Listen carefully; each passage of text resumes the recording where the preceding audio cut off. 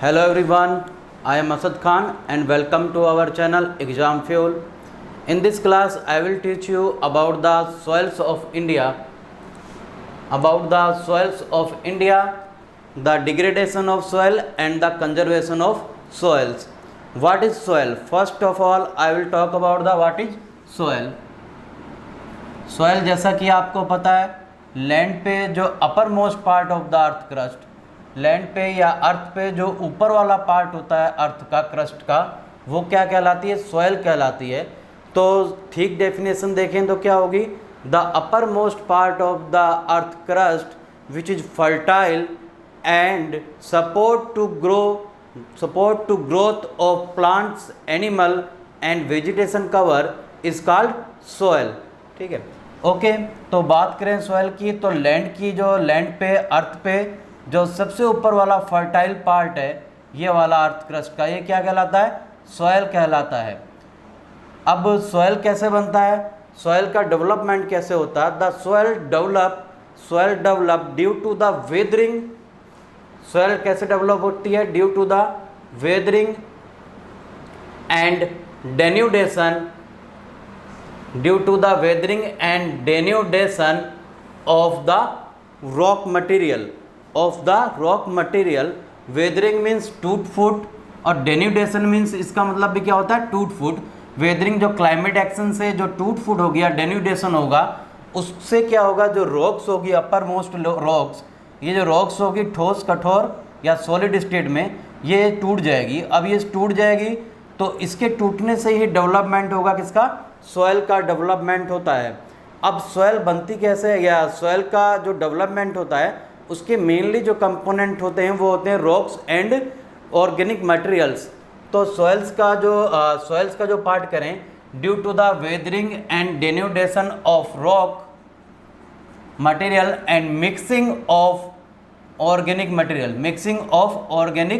Material, तो इससे जो बनेगी उसको क्या बोला जाएगा? सॉइल बोला जाएगा। रॉक प्लस ऑर्गेनिक मटेरियल, ये दोनों मिलके क्या कहलाते हैं? सॉइल कहलाता है। और विच इज फर्टाइल, ये क्या होता है? फर्टाइल होता है। ठीक है, the upper most fertile part of the earth crust is called soil which is made from the denudation and weathering of rock and mixing of organic material. Now बात करें what is the component of soil, के soil के component क्या क्या होते हैं। सबसे पहले बात करें what is are the components of the soil. तो सॉइल्स के कंपोनेंट की बात करें तो rocks plus humus plus water plus air, these are the 4 components of the soil.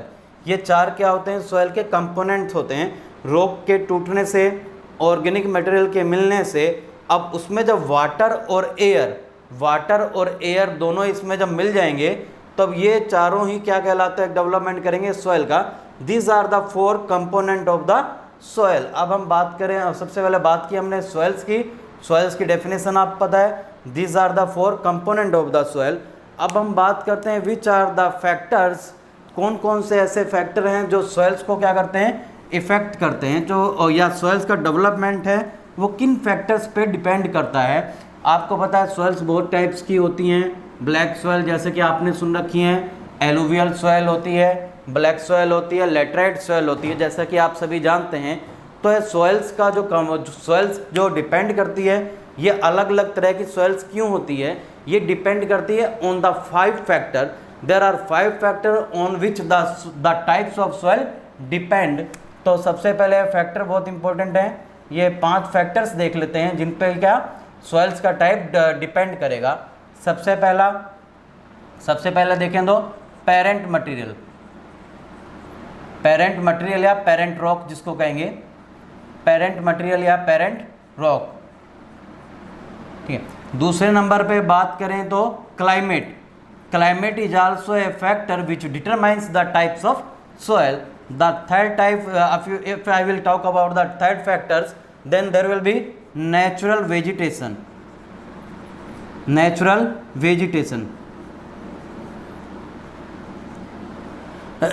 Parent material हो गया, क्लाइमेट हो गया, नेचुरल वेजिटेशन, फोर्थ वन होगा relief feature. Relief feature also determine the types of soil. I will talk every factor in detail also. मैं आपको हर एक factor के बारे में डिटेल से बताऊंगा कि how they effect the type of soil. And the fifth and last factor is time. Okay, तो these are the 5 factor which determines the types of soil, जो कि टाइप ऑफ सॉइल को डिटरमाइन करते हैं। सबसे पहला पेरेंट मटेरियल। पेरेंट्स मटेरियल का मतलब क्या होता है? पेरेंट मटेरियल का मतलब होता है, जो मान लो ये सॉइल है, ठीक है, ये अर्थ पे सबसे ऊपर वाला पार्ट क्या कहलाती है? आपको पता है, सॉइल कहलाती है। अब इसके नीचे का जो रॉक्स है, या जो पेरेंट रॉक है, जो कि इसके नीचे सॉलिड पार्ट में है एकदम, जो इसकी टूट फूट नहीं हुई, जो डेन्यूट नहीं हुआ है, तो ये किस तरीके का है?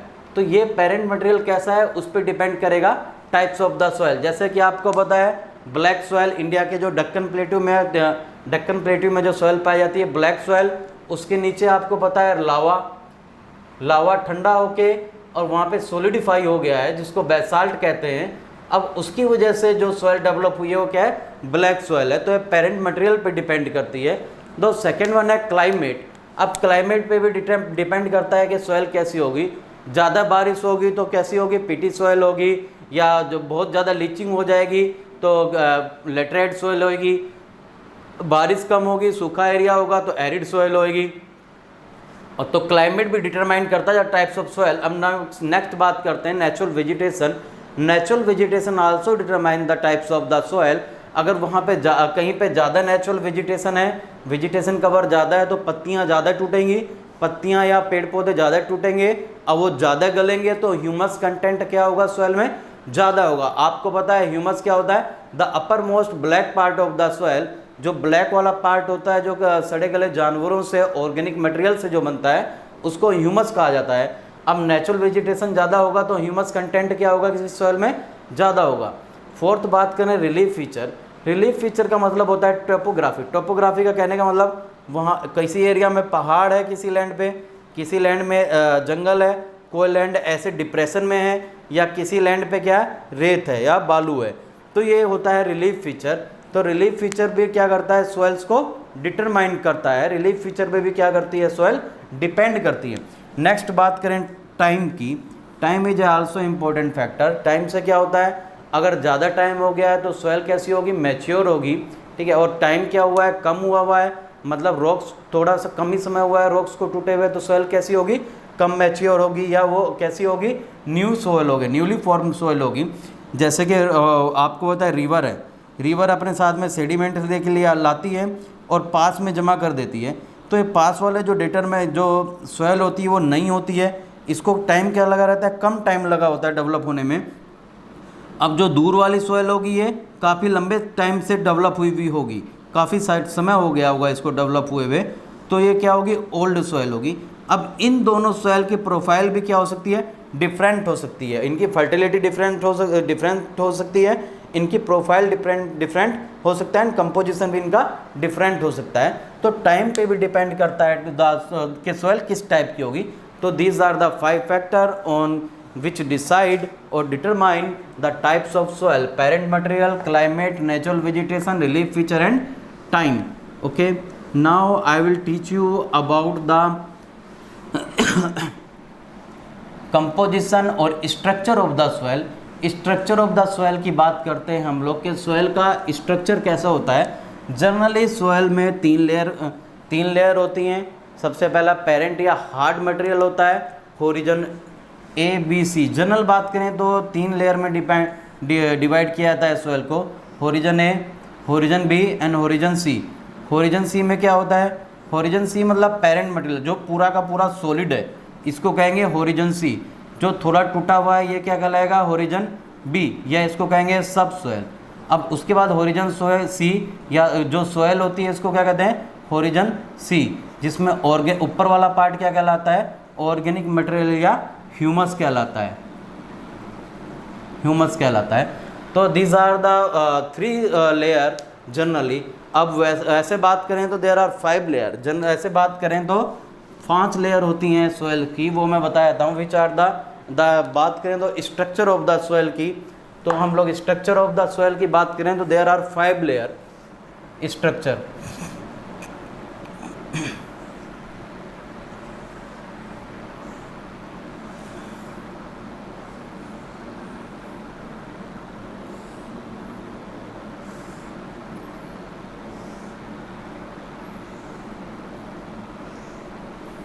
सबसे पहले पेरेंट रॉक्स,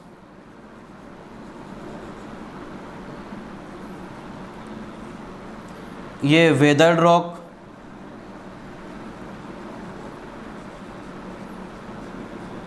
ये बात करें तो सब सॉयल, ये बात करें तो सॉयल, और सबसे ऊपर बात करें तो ह्यूमस या organic material. These are the 5 layer of the soil. Parent rock की बात करें, इधर इनका स्ट्रक्चर देख लेते हैं दूसरी तरफ हम लोग बना के कि इनका स्ट्रक्चर कैसा होता है या इनका साइज़ क्या होता है। तो इनके साइज़ की बात करें तो ये क्या होगा, एकदम सॉलिड पार्ट रहेगा, बिल्कुल सॉलिड, जो कि टूट फूट बिल्कुल नहीं होगी।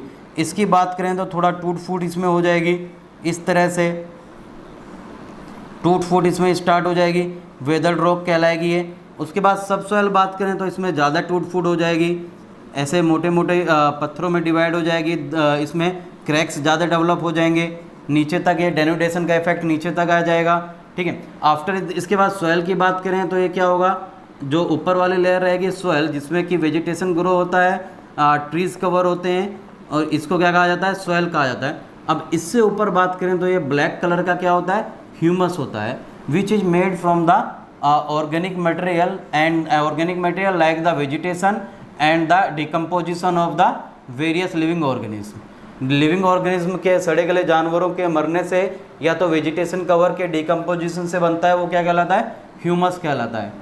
ह्यूमस जो कि ब्लैक कलर का होता है। आप सॉयल खोदोगे तो सबसे पहले आपको ब्लैक ब्लैक दिखाई देगी, वो क्या होता है, ह्यूमस। उसके बाद सॉयल, आफ्टर दैट इसका कलर क्या, सॉयल का कलर क्या होता जाएगा, चेंज होता जाएगा। तो these are the 5 layer of the soil. Parent rock सबसे नीचे, जिस पे डिपेंड करेगा the types of the soil also. Weathered rock, weathered mean various geomorphic जो एजेंट्स हैं उनसे जो वेदरिंग होगी रॉक्स की, वेदरिंग मतलब टूट फूट। जियोमॉर्फिक एजेंट क्या हो सकते हैं, वोल्केनिज्म हो सकता है, विंड हो सकता है, ग्लेशियर हो सकता है, रनिंग वाटर हो सकता है, एयर हो सकती है, ठीक है, ये एयर हो सकती है। तो these are the all geomorphic agent. ये जियोमॉर्फिक एजेंट्स क्या करते हैं, sun is also, sunlight is also geomorphic agent. Sunlight आपको देखते हो, धूप में कोई चीज़ आप छोड़ दो, जैसे कि कोई भी कुर्सी छोड़ दो, टेबल छोड़ दो, आपका लोहा छोड़ दो, आपका धूप में पड़ा पड़ा, तो आप देखोगे उसमें पपड़ी उतर के आ जाएगी, एक्सफोलिएशन हो जाएगा, उसमें टूट जाएगी वो लोहा, क्या हो जाएगा, कोई भी मटेरियल धूप में बहुत देर तक पड़ा रहेगा तो वो टूट जाएगा। अब उसके टूट फूटने को ही क्या कहते हैं, जियोमॉर्फिक प्रोसेस कहते हैं। तो वेरियस जियोमॉर्फिक एजेंट की वजह से जो टूट फूट होती है उससे डेवलपमेंट किसका होता है, सॉयल का डेवलपमेंट होता है। अब ये सॉयल होता है, और सॉयल के बाद अगला ऑर्गेनिक जो पार्ट होता है अर्थ सरफेस पे सबसे ऊपर, ये ह्यूमस कहलाता है। तो दीज आर द प्रोफाइल और the structure of the soil. ये ऐसी ये स्ट्रक्चर होती है सॉयल की। इसमें 5 लेयर होती हैं जनरली। वैसे जनरली बात करें तो 3 लेयर, और स्पेसिफिकली बात करें अंदर गहराई में जाके तो there are 5 layer in the soil. Now I will tell you about the types of soil in India. India में हम लोग टाइप्स ऑफ सॉयल की बात करें तो ये आपको डायग्राम यहाँ पे दिख रहा है, ठीक है। अब बात करें तो सबसे पहले जो Indian council of agriculture research ICAR ने सबसे पहले सॉयल सर्वे ऑफ इंडिया जो इस्टेब्लिश हुआ, उसके थ्रू जो सबसे पहले रिसर्च कराया कि सॉयल के बारे में, कि सॉयल्स के, इंडिया के सॉयल्स के बारे में, वो रिसर्च हुआ कहाँ पर, दामोदर वैली में। दामोदर वैली में वो रिसर्च वर्क हुआ, जिसके डिपेंड करके साइंटिफिकली इंडिया की सॉयल को इंसेप्टिसॉल, एंटीसॉल, अल्टीसॉल, इस तरह से 7-8 पार्ट में डिवाइड किया गया। मगर हम लोग जो पढ़ेंगे वो पढ़ेंगे हम लोग general classification. I will not deal with the scientific classification of the soil. I will teach you about the general classification of the soils of India. तो जनरल क्लासिफिकेशन की बात करें तो the general classification of soil depend upon the genesis, composition and colour of the soil. इन तीन factor पे base होके the Indian soil can be classified into 8 type. Indian की जो सॉयल है वो 8 पार्ट में डिवाइड की जाती है।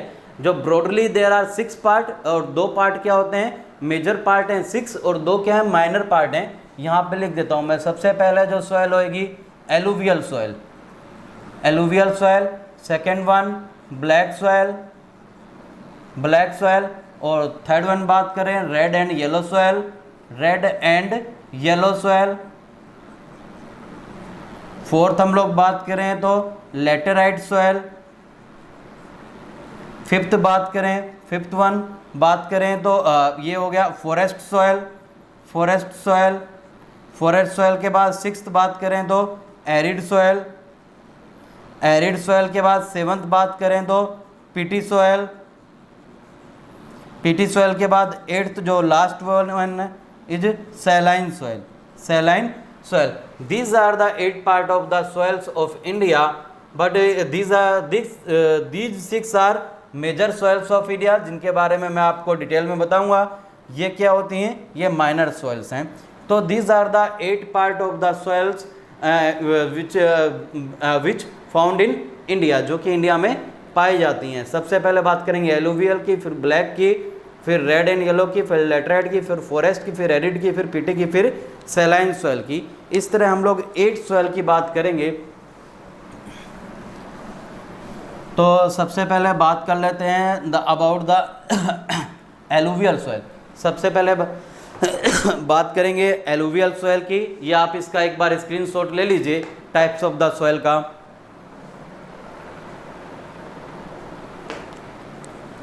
ओके, सबसे नेक्स्ट आओ बात कर लेते हैं हम लोग एलुवियल सॉइल की। First one alluvial soil. Alluvial soil Hindi में इसको कहते हैं जलोढ़ मृदा।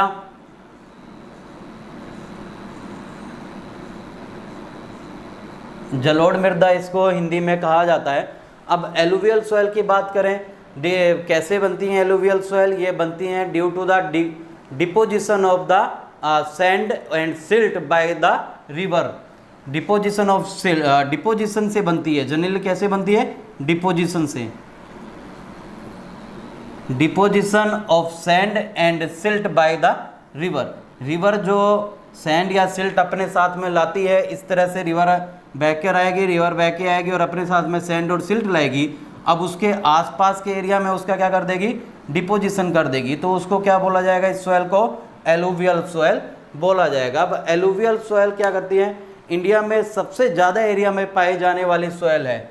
The alluvial soil is most wide spread and most fertile soil of India.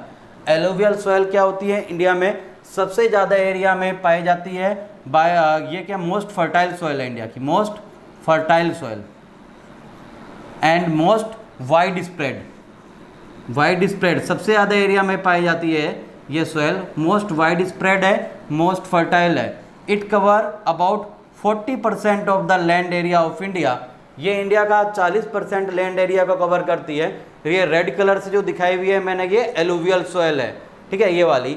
अब 40% एरिया को कवर करती है। जनरली गंगा, इंदस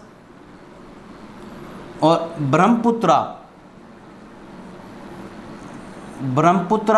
इन रिवर सिस्टम और इनकी जो ट्रिब्यूटरीज हैं, इनके द्वारा लाई गए डिपोजिशन सैंड एंड सिल्ट से क्या बनती है? इस सॉइल का डेवलपमेंट होता है। अब बात करें एलुवियल सॉइल की, ये सैंड, सिल्ट एंड क्ले, इसमें तीनों तरीके के क्या होते हैं? पार्टिकल। सैंड बड़ा पार्टिकल, उससे छोटा पार्टिकल और सबसे छोटा पार्टिकल, तीनों के मिक्सचर से ये सॉइल क्या होती है? बनती है। मैंने बता दिया, आपको पता है यहाँ पे इंदस रिवर सिस्टम, इधर पंजाब वाले एरिया में, इधर हरियाणा में इंदस रिवर सिस्टम, और यूपी वाले एरिया में गंगा रिवर सिस्टम से, और इधर वाले एरिया में ब्रह्मपुत्रा रिवर सिस्टम के डिपोजिशन से कौन सी सॉइल बनेगी? These are the also part of the Ganga Yamuna river system. अब इसके अलावा ये कुछ जो ईस्ट की तरफ इंडिया में कुछ रिवर हैं, इनके डेल्टाइक रीजन में भी ये सॉइल पाई जाती है। इनके डेल्टाइक रीजन में भी कौन सी सॉइल पाई जाती है? एलुवियल सॉइल पाई जाती है। तो हम लोग देखें तो इंडिया में कहाँ कहाँ पे पाई जाएगी, इंडिया में नॉर्दर्न प्लेन में, जनरली नॉर्थ प्लेन में पाई जाएगी। उसके अलावा ये आसाम के ब्रह्मपुत्रा वाले एरिया में, ब्रह्मपुत्रा प्लेन वाले एरिया में। इनके अलावा ईस्टर्न कोस्टल मार्जिन पे भी कुछ रिवर, गोदावरी, कृष्णा और कावेरी, इनके जो आपको पता है गोदावरी, कृष्णा, कावेरी, यहाँ तक तो जो प्लेट्यू वाला पार्ट है, पेनिनसुलर प्लेट्यू, इसमें ऊपर बहती हैं, बाद में क्या उसमें क्या बहती हैं, नीचे गड्ढे में बहती हैं वैली बनाकर, ठीक है, और फॉल्ट लाइन में बहती हैं। उसके बाद ये क्या होती हैं, प्लेन में आ जाती हैं। अब प्लेन में किधर आती हैं, कोस्टल रीजन में ये रिवर प्लेन में बहती हैं, नहीं तो ये रिवर कहाँ बहती हैं, वैली बनाकर बहती हैं। इसलिए रिवर जो लिंक सिस्टम है वो दक्कन साउथ वाली रिवर में पॉसिबल नहीं है लिंक सिस्टम, क्योंकि ये बहुत डीप वैली बना के फॉल्ट लाइन में बहती हैं। फिजियोग्राफी में आप लोग पढ़ सकते हैं इंडिया में, what is the fault line. India के टूटने फूटने से, आपस में जुड़ने से जो दरारें बनी हैं उनको फॉल्ट लाइन कहते हैं। और साउथ की सारी रिवर फॉल्ट लाइन में बहती हैं, बस यहाँ पर कोने में आकर ये क्या आ जाती हैं, साइड में या प्लेन वाले एरिया में आ जाती हैं। अब प्लेन में जैसे ही आएंगी तो सिल्ट का डिपोजिशन करेंगी आते ही। अब सिल्ट का डिपोजिशन करते ही वहाँ पे जो सॉइल पाई जाएगी, कौन सी पाई जाएगी, एलुवियल सॉइल पाई जाएगी, जो सबसे क्या होती है, फर्टाइल होती है। तो जनरली देखें UP, Bihar, Ganga Yamuna plain area, Rajasthan eastern वाला, पंजाब, हरियाणा, इसके अलावा गुजरात का सम रीजन एरिड को छोड़कर और ब्लैक वाली सॉइल को छोड़कर। इसके अलावा देखें तो Assam and the eastern coastal region of India, in area में क्या पाई जाती है, एलुवियल सॉइल पाई जाएगी। ठीक है, तो ये मैंने एलुवियल सॉइल के बारे में बता दिया आप लोगों को, या आप लोग स्क्रीनशॉट ले सकते हैं। सब मोस्ट फर्टाइल सॉइल है, वाइड स्प्रेड है, इंडिया का 40% एरिया कवर करती है। बनी कैसे है ये, by the deposition of the silt sand and clay carrying bye the river क्या करते हैं, अपने साथ सैंड सिल्ट लेके आएंगे, उसको कैरी करके डिपोजिट कर देंगे एरिया में अपने आसपास, और उससे इसका डेवलपमेंट होता है एलुवियल सॉइल का। Alluvial soil can be divided as a composition of sand, silt and clay. मोटे पार्टिकल भी होंगे, छोटे भी होंगे, और क्या होंगे, और छोटे पार्टिकल्स भी इसमें पाए जाएंगे। जनरली जो पार्टिकल के साइज हैं वो वेस्ट से ईस्ट की तरफ क्या होते जाते हैं, ये वेस्ट से ईस्ट की तरफ जो पार्टिकल के साइज है वो कम होता जाता है। यूपी, बिहार, राजस्थान, इन एरिया में ये पाई जाती है। अब generally Ganga, Indus, Ganga and Brahmaputra, in 3 river के डिपोजिशन से ये सॉइल बनती है, एलुवियल सॉइल। ठीक है, अब बात करें एलुवियल सॉइल, इंडिया में सबसे फर्टाइल सॉइल है, सबसे ज़्यादा एरिया कवर करती है। अब आपको पता है किस किस के खेती के लिए ये फेमस है, या क्रॉप्स कौन कौन सी इसमें होंगी, वीट, राइस और दालें, ये सारी चीज़ें इसमें ग्रो होती हैं। शुगर केन भी इसमें ग्रो होता है। ठीक है, अब बात करें तो alluvial soil can B divide into 2 part. Alluvial soil को 2 पार्ट में डिवाइड किया जाता है, एक होती है खादर, दूसरी होती है बांगड़। ठीक, खादर एंड बांगर। खादर, व्हाट इज अ खादर, खादर होती है new alluvial soil. New alluvial soil is called khadar, old alluvial soil is called bangar. Old alluvial soil को बांगड़ कहा जाता है। ये मैं समझा देता हूँ क्या होता है। जनरली मान लो ये रिवर फ्लो हो रही है, रिवर अपने जो आसपास वाले एरिया में है वो नई वाली सिल्ट को क्या करेगी, डिपॉजिट करेगी, या नया वाला सैंड क्या करेगी, डिपॉजिट करेगी। अब जो नया वाला सैंड या सॉइल पाई जाएगी just near to the river, ये क्या कहलाएगी, ये कहलाएगा खादर। अब जो पुरानी वाली मिट्टी होगी वो कहाँ पाई जाएगी, फार वाले एरिया में पाई जाएगी, ये क्या कहलाएगा, बांगड़। ये होगी बांगड़ और ये क्या होगी, खादर। न्यू एलुवियल सॉइल बांगड़ क्या होगी, ये, और खादर जो कि न्यू एलुवियल सॉइल होगी, और बांगड़ क्या होगी, ओल्ड एलुवियल सॉइल होगी। तो इस तरह से डिपोजिशन बांगड़ और खादर डिवाइड की जाती हैं। तो आप ये देख सकते हैं, इधर गंगा के पास आसपास वाले एरिया ये खादर एरिया, और दूर वाले एरिया क्या कहलाएंगे, बांगड़ एरिया कहलाएंगे। इनको आप ऐसे भी समझ सकते हैं, आपने अपने खेतों में देखा होगा जहाँ पे भी नाली आपकी खुलती है, अब नाली के आसपास वाली जो नई मिट्टी जमा हो जाती है वो बांगड़, और दूर वाली मिट्टी क्या कहलाएगी, ये सॉरी ये पास वाली मिट्टी कहलाएगी नई वाली खादर, और दूर वाली मिट्टी कहलाएगी बांगड़। तो these are the division of the classification of the alluvial soil on the basis of the time khadar and bangar. New alluvial soil is called khadar और old alluvial soil is called bangar. अब बात करें कि alluvial soil में component कौन कौन से होते हैं, तो एलुवियल सोयल रिच होती है पोटास में, एलुवियल सोयल रिच होती है पोटास में, फॉस्फोरस में और इसके अलावा लाइम में। इन तीनों में क्या होती है, एलुवियल सोयल रिच होती है। जबकि इसमें लैक क्या होता है या कमी क्या होती है इसमें।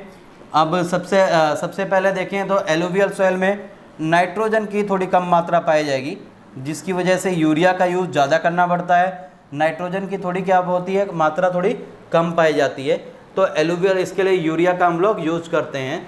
तो these are all about the alluvial soil। Alluvial soil के बारे में मैंने बता दिया, ठीक है, खादर एंड बांगर, और सबसे वाइड स्प्रेड सोयल है। नेक्स्ट हम लोग पढ़ेंगे about the black soil of India. Black soil की बात कर लेते हैं दूसरे नंबर पे, सेकंड। नाम से ही पता लग रहा है कि ये सोयल का कलर कैसा होगा, ब्लैक होगा। तो बात करें ब्लैक सोयल की, तो ब्लैक सोयल किससे बनती है, due to the deposition of the lava. Earth के अंदर से वोल्केनिक इरप्शन होता है, लावा इस तरह से निकल के आएगा बाय द ये क्रैक के माध्यम से या मीडियम से लावा डिपोजिशन होगा। लावा जब ठंडा हो जाएगा तो ठंडा होकर जमता है तो कहलाता है बेसाल्ट। अब बेसाल्ट के ऊपर जो सोयल डेवलप होगी उसको क्या बोला जाएगा, ब्लैक सोयल बोला जाएगा। By the outpouring of lava, by the outpouring of magma in from the cracks and deposition and cooling down। Deposition और कूलिंग डाउन की वजह से जो सॉइल डेवलप होगी वो बोली जाएगी, उसको बोला जाएगा ब्लैक सॉइल। इसको एक और नाम से जाना जाता है रेगुड सॉइल, या इसको एक और नाम से जाना जाता है, one more name is a black cotton soil. Black cotton soil because it is famous for the growing for the cultivation of cotton. Cotton soil भी इसको बोला जाता है। इट इज़ डीप, इसके बारे में बात करें तो डीप क्ली, गहराई तक ये छेद होता है इसमें। डीप पूर आप पानी डालोगे तो बहुत गहरे तक चला जाएगा। डीप होती है, क्लेई होती है,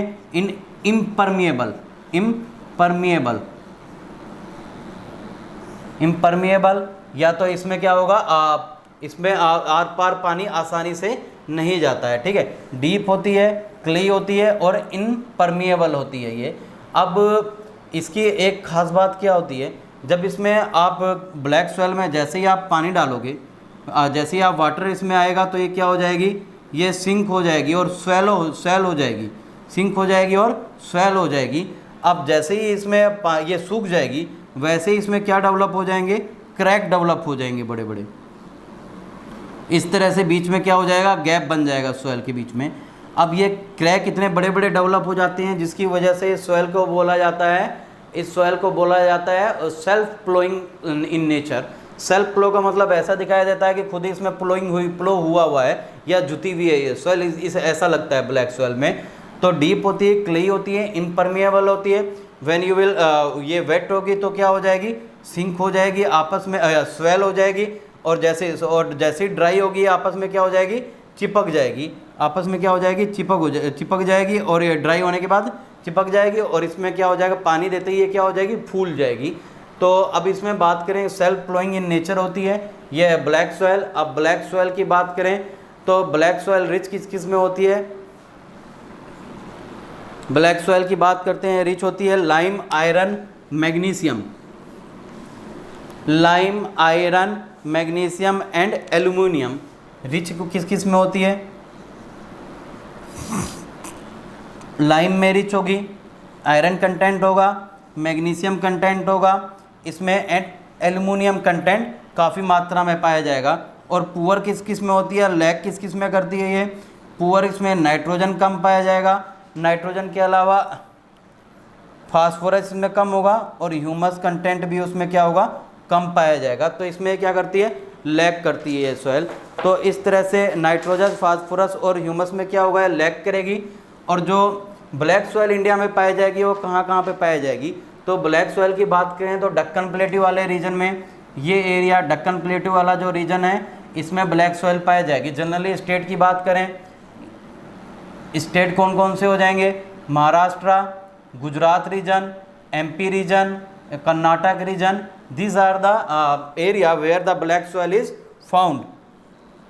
बात करें तो महाराष्ट्र, गुजरात, सबसे ज़्यादा महाराष्ट्र में, उसके बाद गुजरात में, फिर एमपी में पाई जाएगी, एमपी के बाद कर्नाटक, एंड थोड़ा सा पार्ट इसमें कहाँ पे, तमिलनाडु के थोड़े से इधर वाले, इस वाले थोड़े से रीजन में ये ब्लैक सॉइल इसमें पाई जाएगी। तो these are the region where the black soil is found in India. Rajasthan के भी कुछ पार्ट में, ये बांसवाड़ा, झालावाड़ इधर वाले पार्ट में ये ब्लैक सॉइल पाई जाएगी। अब ब्लैक सॉइल को रेगुर सॉइल भी कहते हैं। It is good for the cultivation of cotton. अब अभी नया इसमें कल्टीवेशन एक और हो रहा है जिसके लिए बहुत बढ़िया है, क्योंकि शुगर केन जो महाराष्ट्र का शुगर केन कल्टीवेशन है, वो शुगर केन जो महाराष्ट्र का है वो यूपी से अच्छी क्वालिटी का है। क्योंकि आपको पता है ब्लैक सॉइल में एक बार आप पानी डाल दो तो ये पानी इसमें क्या रहता है, भरा रहता है, इनपरमिएबल, पानी नीचे की तरफ आसानी से नहीं रिसता है, जिसकी वजह से ये black soil water holding capacity क्या होती है ब्लैक सॉइल की, अच्छी होती है, या पानी भरा हुआ रहता है। Water holding capacity of the black soil is good, which is also better situation for the cultivation of sugar cane, and the sugar cane of Maharashtra is more juicy than the sugar cane of UP। ठीक है, sugar cane जो महाराष्ट्र का वो ज़्यादा juicy होता है, जबकि कि यूपी का जो शुगर केन होता है उसमें इतना जूस नहीं होता है, रस नहीं होता जितना महाराष्ट्र वाले में होता है। तो these are all about the black soil and the alluvial soil. In the next class I will teach about the red soil and yellow soil, laterite soil and the various other soil। तो हम लोगों ने सबसे इस chapter में, इस वाले class में बात की, this is the soils of India part first में हमने कंपोजिशन ऑफ सॉइल बात की, स्ट्रक्चर ऑफ द सॉइल की बात करी। इंडिया में देयर आर 2 सॉइल की बात कर ली हमने, alluvial soil and black soil. In the next class I will teach you about the other types of soil in India, and also I will tell you the degradation of soil and the various methods to conserve the soil and protect the soil from the soil erosion and the various erosion types. Thank you so much, and please subscribe our channel Exam Fuel. Thank you.